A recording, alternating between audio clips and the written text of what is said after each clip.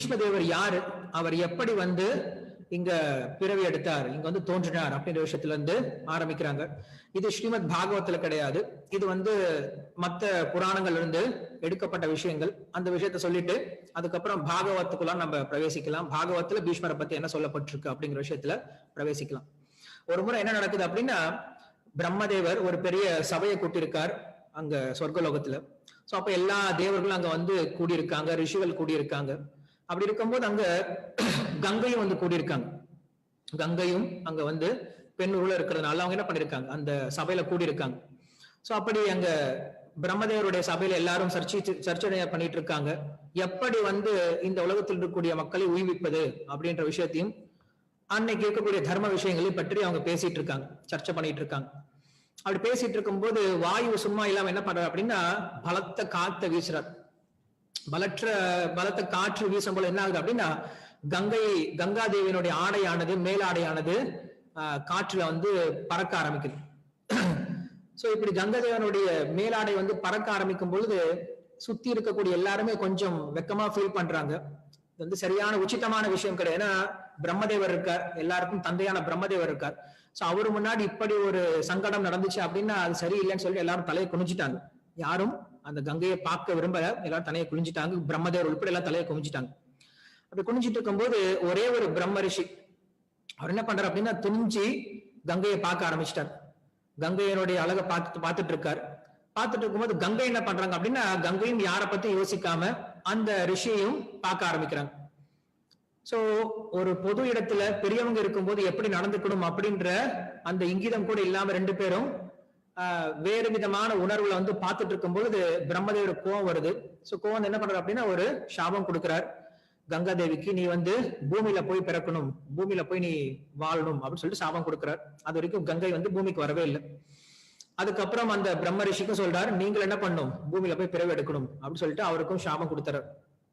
சாபம் கொடுத்த பின்னாடி கங்காதேவி வந்து வந்துட்டு இருக்காங்க. அந்த ரிஷியும் பார்த்துட்டு இருக்கார், நான் வந்து யார் வீட்டுல மகனா பிறக்கிறது அப்படின்னு தெரியலையே, மகனா பிறக்கணும்னு சொல்லிட்டாரு பிரம்மதேவர். சொன்ன பின்னாடி அதுக்கப்புறம் நம்ம எதுவும் சொல்ல முடியாது, அதனால என்ன பண்ணலாம், கண்டிப்பா பிறக்கலாம், ஆனா எனக்கு ஏற்ற தந்தை யார் இருக்காங்கன்னு தெரியலையே அப்படின்னு சொல்லிட்டு அவர் தேடிட்டு இருக்கார். கங்கையும் யோசிச்சுட்டு இருக்காங்க. கங்கை என்ன பண்றாங்க அப்படின்னா, அவங்க சொல்றாங்க, நீ வந்து இந்த ரிஷியை திருமணம் செஞ்சு அதுக்கப்புறம் என்ன பண்ணுவ, அந்த ரிஷியை விட்டுட்டு நீ வந்து மறுபடியும் சொர்க்கலோகத்தை வந்து சேர்ந்துருவ அப்படின்னு சொல்லிட்டு அங்க சாப விமோசனம் கொடுக்குறாங்க. இப்படி கொடுத்த பின்னாடி கங்காதேவி யோசிச்சுட்டு இருக்காங்க, என்ன பண்றது, நம்ம இவர் எப்ப பிறக்க போறாரு தெரியல, இவருக்கு நான் மனைவி ஆகணும், அதுக்கப்புறம் நான் சாப விமோசனம் அடைஞ்சு மறுபடியும் என்னோட இடத்துக்கு வந்து சேரணும் அப்படின்னு சொல்லி யோசிச்சுட்டு இருக்காங்க. யோசிச்சுட்டு அவங்க கங்காதேவி நடந்து போயிட்டு இருக்காங்க. போயிட்டு கொண்டிருக்கக்கூடிய சமயத்துல அஷ்ட வசுக்கள் அப்படின்னு சொல்லக்கூடிய 8 வசுக்கள் வந்து அந்த பக்கம் நடந்து வந்துட்டு இருக்காங்க. அவங்க அழுதுகிட்டே வந்துட்டு இருக்காங்க. அவங்க அழுதுட்டே வரும்போது கங்காதேவி கேட்கிறாங்க, என்ன ஆச்சு, நீங்க ஏன் அழுதுட்டே வரீங்க இப்படி அப்படின்னு சொல்லி கேட்கிறாங்க. அப்ப அந்த வசுக்கள் சொல்றாங்க, அங்க தியூ அப்படின்ற ஒரு வசு, மெயினான ஒரு முக்கியமான வசு தியூ அப்படின்ட்டு, அவர் என்ன பண்றாரு அப்படின்னா, எல்லா வசுக்களையும் கூட்டிக்கிட்டு தன்னுடைய மனைவிமார்களோட எல்லாரும் ஆகாச மார்க்கமா பிரயாணம் பண்ணிட்டு இருக்காங்க. அப்படி ஆகாச மார்க்கமா பிரயாணம் பண்ணிட்டு இருக்கும்போது அவங்க வசிஷ்டருடைய ஆசிரமத்தை பாக்குறாங்க. அந்த வசிஷ்டருடைய ஆசிரமத்துல நந்தினி அப்படின்ட்டு ஒரு பசுமாடு இருந்தது. நந்தினி அப்படின்ற ஒரு பசுமாடு இருந்ததுனால அந்த பசுமாடுடைய புகழை பத்தி கேட்கிறாங்க. அந்த தேவிகள் எல்லாம் கேட்கிறாங்க, அவங்க மனைவிகள் எல்லாம் கேட்கிறாங்க. கேட்கும் பொழுது அவர் சொல்றாரு, இது வந்து நந்தினி பசு, இதனுடைய பாலை பருகக்கூடியவர்கள் அவ்வளவு ஒரு தேஜஸையும் அவ்வளவு ஒரு சக்தியும் பெறுவார்கள். அதுதான் வந்து அந்த ரிஷி வந்து உபயோகப்படுத்திட்டு இருக்காரு, ரிஷியனுடைய சக்தினால அது தோன்றி இருக்கு அப்படின்னு சொல்லிட்டு இருக்காங்க. சொல்லிட்டு இருக்கும்போது அந்த ரிஷி அந்த அஷ்டவசுக்களுடைய மனைவியால ஒருத்தி தியூனுடைய மனைவி என்ன சொல்றா அப்படின்னா, நம்மளுக்கு இந்த காமதேவ் வேணும், நம்மளுக்கு இந்த நந்தினி அப்படின்ற பசு வேணும், அதை நம்ம அபகரிச்சுட்டு போயிடலாம், திருடிட்டு போயிடலாம் அப்படின்னு சொல்லிட்டு தேவையில்லாம ஒரு பிரச்சனையை வந்து உட்டுப்படுத்துறான். அப்ப தியூ என்ன பண்றான் அப்படின்னா, தன்னுடைய மனைவியோட பேச்சை கேட்டுட்டு என்ன பண்றான் அப்படின்னா, அந்த பசுமாட்டை திருடிட்டு போயிடறான். வசிஷ்டர் இல்லாத சமயத்துல திருடிட்டு போயிடுறான். திருடிட்டு போன பின்னாடி வசிஷ்டர் வந்த பின்னாடி தெரியுது, அவர் வந்து அடுத்த நாள் காலைல வந்து தன்னுடைய பூஜைக்காக உட்காரும் பொழுது நந்தினி பசு இல்லை. சோ பசு இல்லாத யோசிச்சு பாக்குறாரு, யார் திருடிட்டு போயிட்டான்னு யோசிச்சு பாக்குறாரு. யோசிச்சு பார்த்த பின்னாடி இந்த வசுக்கள் தான் திருடிட்டு போறாங்க அப்படின்னு கேள்விப்பட்ட உடனே அந்த வசுக்கள் எல்லாத்துக்கும் சாபம் கொடுக்கிறார், நீங்க எல்லாரும் மனித இனத்துல பிறந்து சீக்கிரமா இறந்துடுவீங்க அப்படின்னு சொல்லி சாபம் கொடுக்கிறார். சாபம் கொடுத்த பிறகு அந்த வசுக்கள்லாம் எல்லாரும் ஓடி வந்து அழுகுறாங்க, என்ன மன்னிச்சுக்கோங்க, எங்களுக்கு தெரியாது, எங்களுக்கு இது எதுவுமே தெரியாது, இந்த தியூ அப்படின்ற இந்த வசு பண்ணதான் எங்களுக்கு ஒன்றும் தெரியாது, நாங்க உதவிதான் பண்ணோம் அப்படின்னு சொல்லி சொல்றாங்க. அப்ப எல்லா வசுக்களுக்கும் சொல்றாரு அவர், சரி நீங்க எல்லாம் உதவி பண்ணீங்க, அதனால உங்களுக்கு தண்டனை ரொம்ப கம்மி, இவர் தான் வந்து அதிகமான குற்றம் பண்ணிருக்காரு, இவருக்கு தண்டனை அதிகமா கொடுக்க போறேன் அப்படின்னு என்ன பண்றாரு, முதல்ல வரக்கூடிய அந்த 7 வசுக்கள் எடுத்த உடனே இறந்து போய் உங்களுடைய சொஸ்தானத்துக்கு வந்துடுவீங்க, மறுபடியும் வசுவா வந்துடுவீங்க. ஆனா இந்த 8வது வசுவான இந்த தியூ அப்படின்ற வசு மட்டும் ஒரு மிக பயங்கரமான பராக்கிரமத்தோட எல்லா விதமான தர்மத்தையும் தெரிந்த, அதே போல மிக உயர்ந்த பக்தனாக ஒரு பிறவி எடுத்து இந்த பூலோகத்துல பல ஆயிரம் ஆண்டுகள் வாழ்ந்து பல்வேறு விதமான தர்ம விஷயங்களை சொல்லி கொடுத்து மகாத்மா வாழ போறார். அதுக்கப்புறம் இவர் வந்து உங்களுடைய ஸ்தானத்துக்கு வந்து சேருவார் அப்படின்னு சொல்லிட்டு அங்க வசிஷ்டர் அவங்களுக்கு சாபம் கொடுக்கிற மாதிரி ஒரு வரத்தை கொடுத்து அமிச்சிட்டார். இவங்க வந்து இதை கேட்டுட்டு வசுக்கள் வந்துட்டு இருக்காங்க, கங்காதேவி கிட்ட சொல்றாங்க. கங்காதேவி சொல்றா, ஓ அப்படியே போயிடுச்சா அப்படின்னு சொல்லி கேட்கும்போது, கங்காதேவி கேட்கும்போது நீங்க என்ன பண்றீங்க அப்படின்னு சொல்லி கேட்கும்போது, நான் இந்த மாதிரி பூலோகத்துல பிறவெடுக்க போறேன் அப்படின்னு சொல்லி சொல்லும்போது 2 பேரும் ஒரே இடத்துல சந்திக்கிறாங்க. ஒரே மாதிரி 2 பேருக்கு சாபம் கிடைக்குது. அப்ப இந்த வசுக்கள் சொல்றாங்க, சரி நீங்க எங்களுக்கு உதவி பண்ணுங்களேன், எங்களுக்கு நீங்க தாயா இருந்து நாங்க பிறந்த உடனே எங்களை கொன்னுட்டு எங்களுக்கு மோட்சம் கொடுங்க. ஏன்னா எந்த தாயும் அந்த மாதிரி பண்ண மாட்டான், பிறந்த உடனே எந்த தாயும் தன்னுடைய குழந்தையை கொல்ல மாட்டான். அப்படின்னா ஒரு 10 வருஷம் கழிச்சு கொள்ளுவாளா அப்படின்னா கிடையாது, தாய் என்னைக்குமே தன்னுடைய குழந்தையை கொல்ல மாட்டார். சோ அதனால நம்ம வந்து சாதாரண ஒரு தாய் கிட்ட பிறந்தோம் அப்படின்னா நம்மளால மறுபடியும் நம்ம மோட்சத்துக்கு போக முடியாது, நம்முடைய சொஸ்தானத்துக்கு வர முடியாதுன்னு சொல்றதுனால கங்காதேவி கிட்ட பிரார்த்தனை பண்றாங்க. கங்கை சரின்னு ஒத்துக்கிட்டாங்க. அப்ப இந்த கங்காதேவி என்ன பண்றாங்க அப்படின்னா பாத்துட்டு இருக்காங்க, இவர் எப்ப இந்த ரிஷி பிரம்ம ரிஷி சிரிச்சாரு இல்லையா, இவர் தோன்றினாலும் இவருக்கு மனைவியா பிறக்கணும்னு சொல்லிட்டு காத்துட்டு இருக்காரு. அப்ப அந்த பிரம்ம ரிஷி பாத்துட்டு இருக்காரு, தான் யாருக்கு வந்து மகனா பிறக்கிறது அப்படின்னு சொல்லி பாத்துட்டு இருக்காரு. பாத்துட்டு இருக்கும்போது அப்ப குரு வம்சத்துல பிரதீபன் அப்படின்ற ஒரு ராஜா மகாராஜா இருந்தார். அந்த பிரதீப மகாராஜா அவ்வளவு ஒரு தர்மாத்மாவா இருந்தார், பக்தராகவும் இருந்தார், புலன்களை அடக்கக்கூடியவராகவும் இருந்தார். அப்படி ஒரு நல்ல ஆத்மாவா இருக்கக்கூடிய அவருக்கு ஒரு மகன் கிடையாது. சோ மகன் இல்லையே அப்படின்ற ஏக்கத்தினால கங்கா தீரத்துல உட்காந்து என்ன பண்றாரு, அவரு தபஸ்ல ஈடுபட்டு இருக்கார். தன்னுடைய புலங்களாத்தையும் உள்ள இழுத்துட்டு சமாதி நிலையில தபசத்துல மேற்கொண்டு அங்க கங்கை தீரத்துல வாழ்ந்துட்டு இருக்கார். அப்படி வாழ்ந்துட்டு இருக்கும்போது இந்த கங்கை என்ன பண்றா அப்படின்னா கீழே இறங்கி வரா, வந்துட்டு இந்த பார்த்திபனை பாக்குற.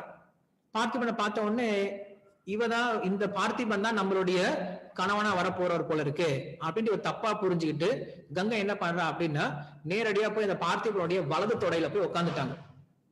வலது தொடையில உட்கார்ந்த உடனே அவர் கொஞ்சம் கூட கலக்கப்படவே இல்லை. அந்த பார்த்திப மகாராஜா கொஞ்சம் கூட கலக்கப்படவே இல்லை. அவர் என்ன பண்றாரு, கண்ணை திறந்து பாக்குறாரு.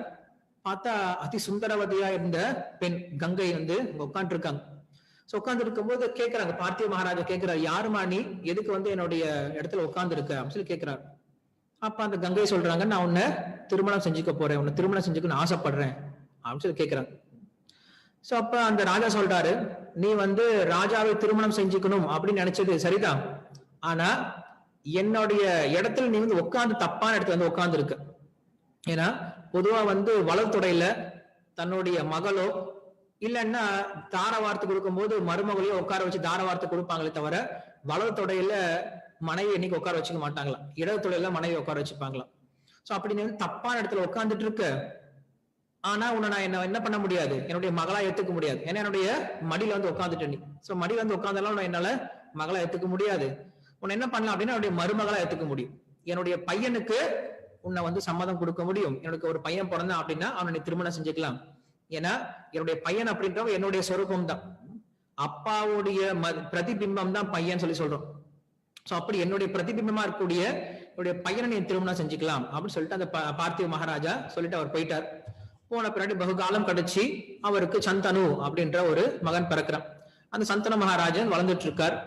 வளர்ந்துட்ட பின்னாடி அவர் என்ன பண்றாரு அப்படின்னா ஒரு முறை இந்த கங்கை தீரத்துக்கு வந்துட்டு இருக்காரு. அவங்க அப்பா சொல்லி அனுப்புறாரு, இந்த மாதிரி உனக்கு ஒரு பெண் வருவா, கங்கா தீரத்துல நீ போன அப்படின்னா கங்கா தேவி வருவா, அவனை திருமணம் செஞ்சுப்பா, நான் ஏற்கனவே உனக்கு வாக்கு கொடுத்திருக்கேன் அப்படின்னு சொல்லியிருக்கார். அந்த சந்தன மகாராஜா என்ன பண்றாரு அப்படின்னா கங்கா தீரத்துல நடந்துட்டு இருக்கார். நடந்துட்டு இருக்கும்போது இந்த சுந்தரவதியான இந்த கங்கையை பாக்குறாரு. பார்த்த உடனே அவருக்கு மனசுல ஆசை ஏற்படுது, திருமணம் செஞ்சுக்கலாம் அப்படின்னு சொல்லிட்டு போய் அந்த கங்காதேவி கிட்ட கேட்கிறார். கேட்ட உடனே கங்காதேவி என்ன பண்றா அப்படின்னா சரி திருமணம் செஞ்சுக்கலாம், திருமணம் செஞ்சுக்கிறது எனக்கு சம்மதம், ஆனா எனக்கு வந்து ஒரு நிபந்தனை இருக்கு, அந்த நிபந்தனை நீ பூர்த்தி பண்ண அப்படின்னா அவனை கல்யாணம் பண்ணிக்கிறேன் அப்படின்னு சொல்றாங்க. சந்தன மகாராஜ் கேட்ட, என்ன எனக்கு என்கிட்ட இல்லாத என்ன இருக்கு, நான் ராஜா என்ன வேணா அவனுக்கு கொடுக்க தயாரா இருக்கிறேன், கேளு அப்படின்னு சொல்றான். அப்ப அந்த அம்மா சொல்றாங்க, நான் எதை செஞ்சாலும் ஏன் இப்படி பண்ற அப்படின்ற கேள்வி கேட்க கூடாது. நீ என்கிட்ட எப்ப கேள்வி கேட்கறியோ அப்ப நான் உன்னை விட்டு போயிருவேன் அப்படின்னு சொல்லிட்டு அவங்க கேட்கிறாங்க. சந்தனு மகாராஜ் யோசிச்சு பாக்குறாரு. இது ஒன்னும் பெரிய தப்பான ஒரு விஷயமா தெரியல, இது ஒன்னும் புதுசான விஷயம் இல்லை, எல்லா வீட்லயும் இப்படிதான் நடந்துட்டு இருக்கு. எந்த வீட்டுல மனைவி கிட்ட ஏன்னு கேட்டா அவங்க கோவப்படாம இருக்க போறாங்க? எல்லார் வீட்லயும் கண்டிப்பா கோவப்பட போறாங்க, எல்லார் வீட்லயும் கண்டிப்பா திட்ட போறாங்க. இது ஒன்னும் பெருசா அவர் எடுத்துக்கல. அவர் என்ன பண்ணாரு, ஒத்துக்கிட்டார். அவர் என்ன பண்ணாரு அப்படின்னா, இதுதான் நம்ம திருமணம் செய்யும் போது சரியான வகையில பார்த்து தேர்ந்தெடுக்கணும். வெறுமனே வெளிப்புறமா நல்லா இருக்காங்களா அப்படிங்கிற விஷயத்த மட்டும் பார்த்து தேர்ந்தெடுத்துட்டோம் அப்படின்னா கொஞ்ச நாள் கழிச்சு அந்த அழகு என்ன போயிடும் அப்படின்னா போயிடும். உள்ள இருக்கக்கூடிய அழகு எவ்வளவு இருக்கு அப்படிங்கறத அதுக்கப்புறம் யோசிக்க ஆரம்பிப்போம். உள்ள எந்த அளவுக்கு அழகு இருக்கோ அந்த அளவுக்கு தான் குடும்பம் அப்படிங்கிற நல்லா இருக்கும். வெளிப்புற அழகு அப்படிங்கிறது ஏதோ கொஞ்ச நாள் அனுபவிப்போம், கொஞ்ச நாள் ஆசையா இருப்போம். ஆனா உள்ள நல்ல நல்ல குணம் இல்ல, நம்ம சொல்ற பேச்சு கேட்கல அப்படின்னா அந்த குடும்பமானது ரொம்ப சீர்மையா நடக்காது. அதனால திருமணம் செய்யும் போது நம்ம என்ன பண்ணோம் அப்படின்னா வெளிப்புறமா பார்க்காம உள்ளார அவங்களுடைய குணங்கள், அவங்களுடைய நடவடிக்கைகள், அவங்களுடைய எண்ணங்கள் எப்படி இருக்கு அப்படிங்கிற விஷயத்த பார்த்து தெரிஞ்சுக்கணும். சந்தனு மகாராஜ் அப்படி செய்யல. என்ன பண்ணாரு, கங்கை சொன்ன உடனே அந்த ரூபத்துக்கு மயங்கி சரின்னு ஒத்துக்கிட்டார். எல்லா வீட்லயும் அப்படி நடக்க போகுது, நம்ம வீட்டுல என்ன புதுசா நடக்க போகுது அப்படின்னு சொல்லிட்டு அந்த ஒரு பாவத்துல ஒத்துக்கிட்டார். கல்யாணம் முடிஞ்சது. கல்யாணம் முடிஞ்ச பின்னாடி முதல்ல ஒரு ஆண் மகன் பிறக்கிறார். சோ ஒரு மகன் பிறந்த உடனே சந்தனு மகாராஜா ரொம்ப சந்தோஷப்படுறார். தனக்கு ஒரு மகன் பிறந்துட்டார். தன்னுடைய தந்தைக்கு மகனே இல்லாம ரொம்ப கஷ்டப்பட்டு இருந்தார். ஒரு மகன் பிறந்துட்டார் அப்படின்னு சொல்லிட்டு ரொம்ப சந்தோஷப்பட்டு அந்த மகனை கொஞ்சம் ஆரம்பிக்கிறார். இந்த கங்கை என்ன பண்றாங்க அப்படின்னா கொஞ்சம் கூட யோசிக்காம அந்த பிறந்த குழந்தை இன்னும் கண்ணு கூட திறக்கவே இல்லை. அந்த குழந்தைய நேரம் கொண்டு போறாங்க, கங்கையில விட்டுறாங்க, விட்டு வந்துடுறாங்க. இவர் பார்த்துட்டே இருக்காரு, எதுவும் கேட்க முடியல.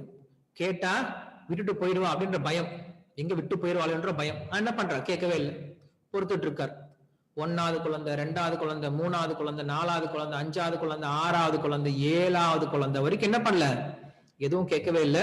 7 குழந்தை என்ன பண்ணிட்டா, கொண்டு போய் கங்கையில போட்டு வந்துடுறார். 8வது குழந்தை பிறக்கிறார். 8வது வருஷம் பிறக்கிறார். பிறக்கும் பொழுது அவரு அதி அற்புதமான ஒரு தேஜஸோட பராக்கிரமத்தோட அவரு பல்வேறு விதமான சாமுத்திரிகா லட்சணத்தோட பிறக்கிறார். மகாத்மான்னு பார்த்தவனே தெரிஞ்சு போயிடுது, இவர் ஒரு அவதாரம் அப்படிங்க தெரியுது.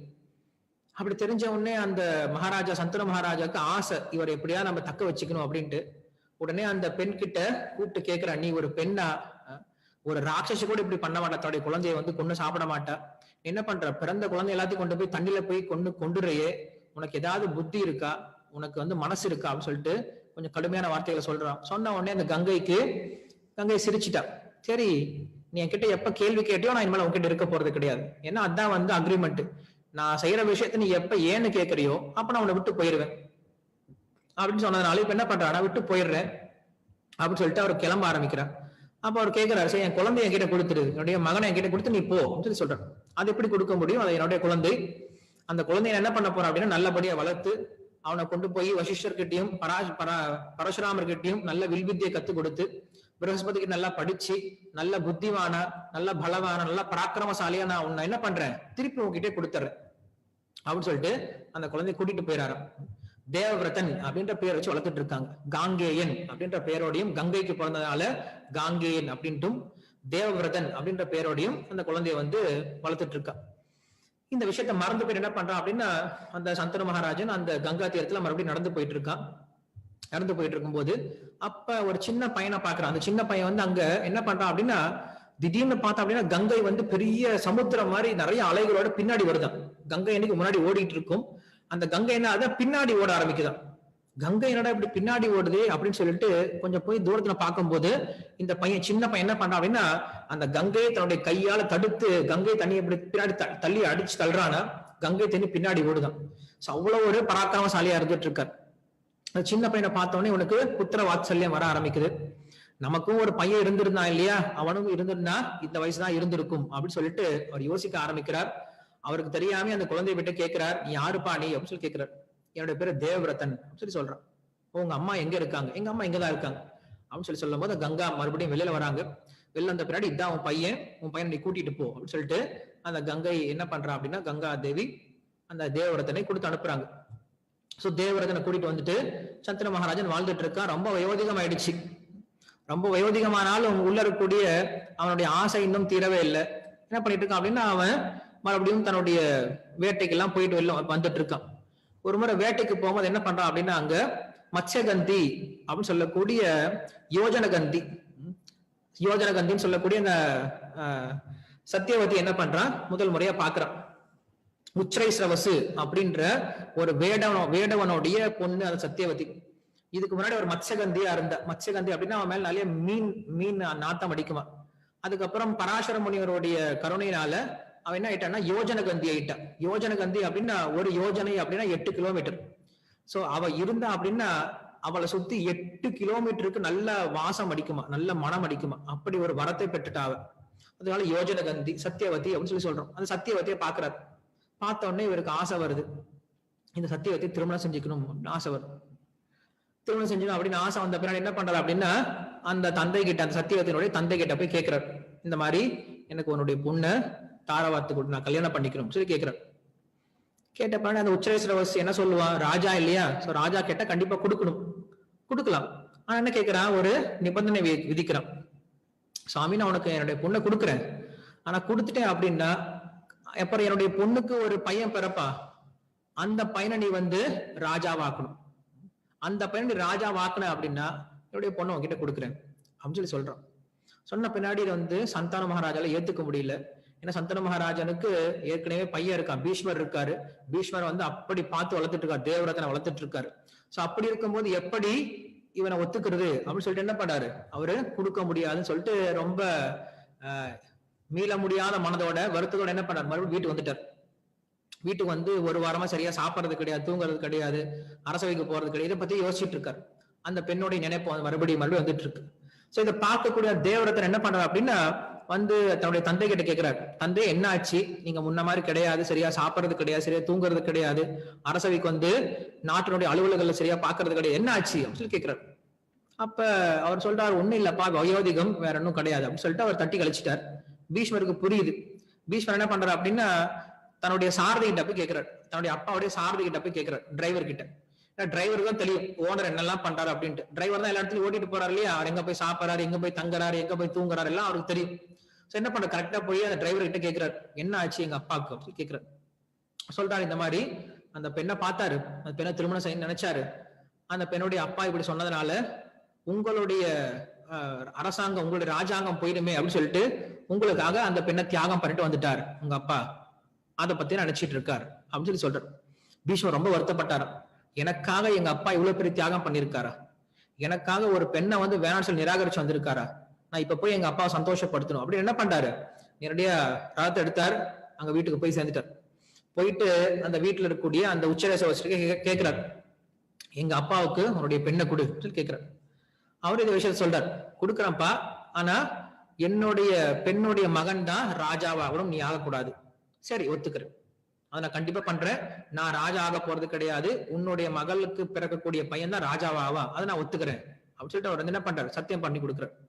அப்பயும் நான் ஒத்துக்கல. என்ன சொல்றான், சரி நீ ராஜ்யம் வேணான்னு சொல்லிட்ட, ஆனா இப்ப உனக்கு அப்புறம் கல்யாணம் பிறந்து உனக்கு கல்யாணமாகி உனக்கு ஒரு குழந்தை பிறக்கும். சோ உனக்கு பிறக்கூடிய குழந்தை எப்படி இருப்பான் அப்படின்னா ரொம்ப பராக்கிரமசாலியா இருப்பான், ரொம்ப சக்தி வாய்ந்தவனா இருப்பான். அந்த பையன் என்னுடைய மகளுக்கு பிறக்கூடிய பையனை கொண்டுட்டு அவன் ராஜாவாயிட்டான், என்ன பண்றது அப்படின்னு சொல்லிட்டு அந்த கேள்வி கேட்கிறான். அப்படின்னு கேள்வி கேட்ட உடனே பீஷ்மர் கொஞ்சம் கூட யோசிக்கவே இல்லை. என்ன பண்றாரு, உடனே ஒரு பெரிய ஒரு சத்தியத்தை எடுத்துக்கிறார், ஒரு பெரிய விரதத்தை எடுத்துக்கிறார். இந்த பீஷ்மனான இந்த தேவரதன் நான் இனிமேல என்னுடைய வாழ்க்கையில பெண்களை நினைக்கவே மாட்டேன், எந்த பெண்ணோடையும் நான் குடும்பம் நடத்த மாட்டேன், எந்த பெண்ணோடையும் நான் குழந்தைகளை ஈன்றெடுக்க மாட்டேன், நான் பிரம்மச்சரிய விரதத்தை கடைபிடிக்க போறேன், இந்த பீஷ்ம விரதத்தை கடைபிடிக்க போறேன் அப்படின்னு சொல்லிட்டு ஒரு பெரிய விரதத்தை எடுத்துக்கிட்டாராம். அப்படிப்பட்ட ஒரு பீஷ்ம விரதத்தை எடுத்ததுனால அவருக்கு பேர் பீஷ்மர் அப்படின்னு பேர் வந்துச்சு. பீஷ்மர் அப்படின்னா ரொம்ப பயங்கரமான விரதம் அப்படின்னு அர்த்தம், பீஷ்மா அப்படின்னா. சோ அந்த விரதத்தை எடுத்த பின்னாடி தேவர்கள் எல்லாம் பார்த்து ஆச்சரியப்பட்டு எல்லாரும் புஷ்பமாரி அங்க மழை பொழிந்தாங்களாம். எல்லா ரிஷிகளும் ரொம்ப சந்தோஷப்பட்டாங்களாம். அப்படி ஒரு விரதத்தை யார் எடுக்க முடியும்?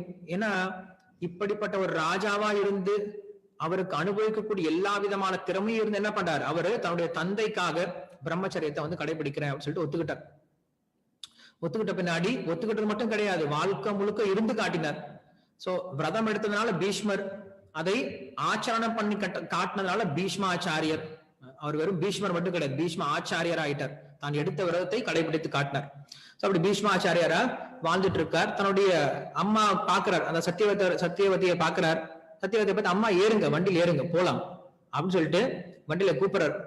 உங்க அப்பா மறுபடியும் பேசலாம் அப்படின்னு சொல்லிட்டு அவர் உச்சேஸ்வரர் சொல்றாரு, இனிமேல எங்க அப்பா உங்க வீட்டுக்கு பக்கத்துல வரமாட்டார். அடுத்த தீபாவளி, தலை தீபாவளி கூட உங்க வீட்டுக்கு வரமாட்டாரு. ஏன்னா எங்க அப்பாவை நீ கேவலப்படுத்தி அனுப்பிட்ட, எங்க அப்பா இனிமேல் உங்க பக்கத்திலே வரமாட்டான்னு சொல்லிட்டு அம்மாவோட சத்தியவதியை கூட்டிட்டு போயிட்டார். கூட்டிட்டு போய் அப்பா கிட்ட கொடுத்துட்டார். அப்பா ரொம்ப சந்தோஷப்படுறார். ரொம்ப சந்தோஷப்பட்டு தன்னுடைய மகனுக்கு திருமணமாக வேண்டிய வயதுல இருக்கும்போது இவர் என்ன பண்ணார், திருமணம் பண்ணிக்கிட்டார். சந்தோஷமா இருக்கார். ஆனா அவர் யோசிச்சு பாக்குறாரு, எப்படி நான் கேட்டு கொடுக்காத இந்த பொண்ணை எப்படி என்னுடைய பையன் கேட்டு கொடுத்துட்டாங்க அப்படின்னு சொல்லி யோசிச்சு பார்க்கும்போது அங்க இருக்க மந்திரிகள் சொல்றாங்க, இந்த மாதிரி ஒரு பெரிய விரதத்தை எடுத்துக்கிட்டார் உங்க பையன் அப்படின்னு சொல்லி சொன்னவன்னு சந்தன மகாராஜா ரொம்ப வருத்தப்படுறாரா, ரொம்ப துக்கப்படுறார், ரொம்ப அழுகிறார். தன்னுடைய மகனுடைய இந்த ஒரு தியாகத்தை நினைச்சு உருக ஆரம்பிக்கிறார். தன்னுடைய மகனை கூப்பிட்டு பேசுறார், பீஷ்மா, எனக்காக நீ இவ்வளவு பெரிய விரதத்தை எடுத்துக்கிட்டியே, அதனால உனக்கு நான் 2 வரம் கொடுக்குறேன். ஒரு வரம் என்ன அப்படின்னா, உன் கையில காண்டீவம் இருக்கிற வரைக்கும், உன் கையில வில்லம்பு இருக்கிற வரைக்கும் உனக்கு தோல்வி அப்படிங்கிறது கிடையாது. உன்னை யாரும் தோற்கடிக்க முடியாது. அது பரமசிவனா இருந்தாலும் சரி, இல்ல பரசுராமராகவே இருந்தாலும் சரி, உன்னை யாரும் தோற்கடிக்க முடியாது அப்படின்னு ஒரு வரத்தை கொடுக்குற. 2வது வரம் என்ன அப்படின்னா, ஸ்வச்சந்த மரணம், ஸ்வச்சந்த முக்தி அப்படின்னு சொல்லி சொல்றாரு. ஸ்வச்சந்த மரணம் அப்படின்னா, உனக்கு எப்ப இஷ்டம் இருக்கோ அப்ப நீ இறக்கலாம், இல்லைன்னா உனக்கு இறப்பு அப்படிங்கிறது கிடையாது, நீ எப்பயும் வாழ்ந்துட்டே இருக்கலாம். இந்த 2 வரத்தை நான் உனக்கு கொடுக்குறேன் அப்படின்னு சொல்லிட்டு ஒரு தந்தை கிட்ட அந்த வரத்தை வாங்கிக்கிறார். வாங்கின பின்னாடி அதுக்கப்புறம் அவருடைய வாழ்க்கையானது போயிட்டு இருக்கு. நமக்கு இந்த